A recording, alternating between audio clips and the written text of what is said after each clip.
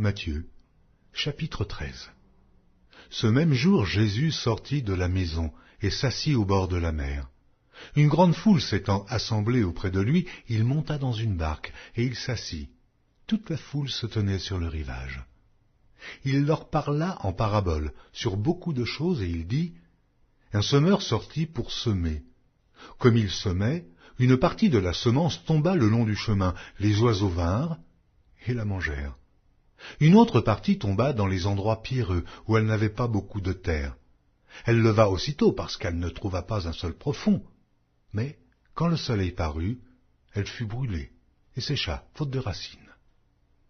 Une autre partie tomba parmi les épines, et les épines montèrent et l'étouffèrent. Une autre partie tomba dans la bonne terre.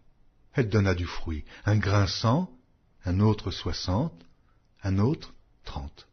Que celui qui a des oreilles pour entendre, entende. Les disciples s'approchèrent et lui dirent : Pourquoi leur parles-tu en paraboles ? Jésus leur répondit : Parce qu'il vous a été donné de connaître les mystères du royaume des cieux, et que cela ne leur a pas été donné. Car on donnera à celui qui a, et il sera dans l'abondance. Mais à celui qui n'a pas, on ôtera même ce qu'il a. C'est pourquoi je leur parle en paraboles, parce qu'en voyant, ils ne voient point, et qu'en entendant, ils n'entendent ni ne comprennent. Et pour eux s'accomplit cette prophétie d'Ésaïe : Vous entendrez de vos oreilles, et vous ne comprendrez point. Vous regarderez de vos yeux, et vous ne verrez point. Car le cœur de ce peuple est devenu insensible. Ils ont endurci leurs oreilles, et ils ont fermé leurs yeux, de peur qu'ils ne voient de leurs yeux, qu'ils n'entendent de leurs oreilles, qu'ils ne comprennent de leur cœur, qu'ils ne se convertissent et que je ne les guérisse. Mais heureux sont vos yeux, parce qu'ils voient, et vos oreilles, parce qu'elles entendent. Je vous le dis en vérité, beaucoup de prophètes et de justes ont désiré voir ce que vous voyez et ne l'ont pas vu, entendre ce que vous entendez et ne l'ont pas entendu. Vous donc écoutez ce que signifie la parabole du semeur. Lorsqu'un homme écoute la parole du royaume et ne la comprend pas, le malin vient et enlève ce qui a été semé dans son cœur.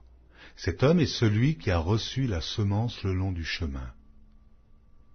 Celui qui a reçu la semence dans les endroits pierreux, c'est celui qui entend la parole et la reçoit aussitôt avec joie. Mais il n'a pas de racine en lui-même, il manque de persistance, et dès que survient une tribulation ou une persécution à cause de la parole, il y trouve une occasion de chute. Celui qui a reçu la semence parmi les épines, c'est celui qui entend la parole, mais en qui les soucis du siècle et la séduction des richesses étouffent cette parole et la rendent infructueuse. Celui qui a reçu la semence dans la bonne terre, c'est celui qui entend la parole et la comprend. Il porte du fruit, et un grain en donne 100, un autre 60, et un autre 30. Il leur proposa une autre parabole, et il dit : Le royaume des cieux est semblable à un homme qui a semé une bonne semence dans son champ, mais, pendant que les gens dormaient, son ennemi vint, sema de l'ivraie parmi le blé, et s'en alla. Lorsque l'herbe eut poussé et donné du fruit, l'ivraie parut aussi. Les serviteurs du maître de la maison vinrent lui dire : Seigneur, n'as-tu pas semé une bonne semence dans ton champ ? D'où vient donc qu'il y ait de l'ivraie ? Il leur répondit : C'est un ennemi qui a fait cela. Et les serviteurs lui dirent : Veux-tu que nous allions l'arracher ? Non, dit-il, de peur qu'en arrachant l'ivraie, vous ne déraciniez en même temps le blé. Laissez croître ensemble l'un et l'autre jusqu'à la moisson, et, à l'époque de la moisson, je dirai au moissonneur : Arrachez d'abord l'ivraie, et liez-la en gerbe pour la brûler, puis amassez le blé dans mon grenier. Il leur proposa une autre parabole, et il dit : Le royaume des cieux est semblable à un grain de sénévé qu'un homme a pris et semé dans son champ.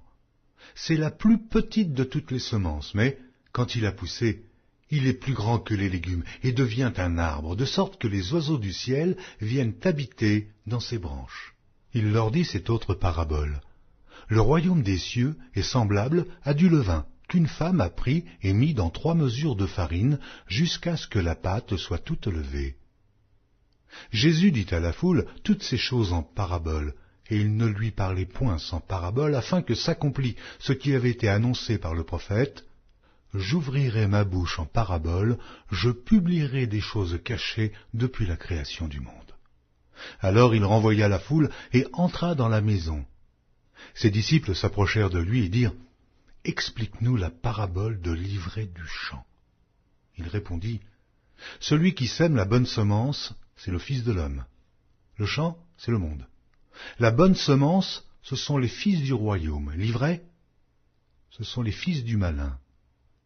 L'ennemi qui l'a semé, c'est le diable. La moisson, c'est la fin du monde. Les moissonneurs, ce sont les anges. Or, comme on arrache l'ivraie et qu'on la jette au feu, il en sera de même à la fin du monde. Le Fils de l'homme enverra ses anges qui arracheront de son royaume tous les scandales et ceux qui commettent l'iniquité, et ils les jetteront dans la fournaise ardente où il y aura des pleurs et des grincements de dents. Alors les justes resplendiront comme le soleil dans le royaume de leur Père. Que celui qui a des oreilles pour entendre, entende. Le royaume des cieux est encore semblable à un trésor caché dans un champ. L'homme qui l'a trouvé le cache, et dans sa joie, il va vendre tout ce qu'il a et achète ce champ. Le royaume des cieux est encore semblable à un marchand qui cherche de belles perles. Il a trouvé une perle de grand prix, et il est allé vendre tout ce qu'il avait et l'a acheté. Le royaume des cieux est encore semblable à un filet jeté dans la mer et ramassant des poissons de toute espèce. Quand il est rempli, les pêcheurs le tirent, et après s'être assis sur le rivage, ils mettent dans des vases ce qui est bon, et ils jettent ce qui est mauvais. Il en sera de même à la fin du monde. Les anges viendront séparer les méchants d'avec les justes, et ils les jetteront dans la fournaise ardente, où il y aura des pleurs et des grincements de dents. Avez-vous compris toutes ces choses? Oui, répondirent-ils. Et il leur dit, c'est pourquoi tout scribe instruit de ce qui regarde le royaume des cieux est semblable à un maître de maison qui tire de son trésor des choses nouvelles et des choses anciennes. Lorsque Jésus eut achevé ces paraboles, il partit de là. S'étant rendu dans sa patrie, il enseignait dans la synagogue, de sorte que ceux qui l'entendirent étaient étonnés et disaient, « Mais d'où lui viennent cette sagesse et ces miracles? N'est-ce pas le fils du charpentier? N'est-ce pas Marie qui est sa mère? Jacques, Joseph, Simon et Jude, ne sont-ils pas ses frères et ses sœurs? Ne sont-elles pas toutes parmi nous? D'où lui viennent donc toutes ces choses? » Et il était pour eux une occasion de chute. Mais Jésus leur dit, « Un prophète n'est méprisé que dans sa patrie et dans sa maison. » Et il ne fit pas beaucoup de miracles dans ce lieu à cause de leur incrédulité.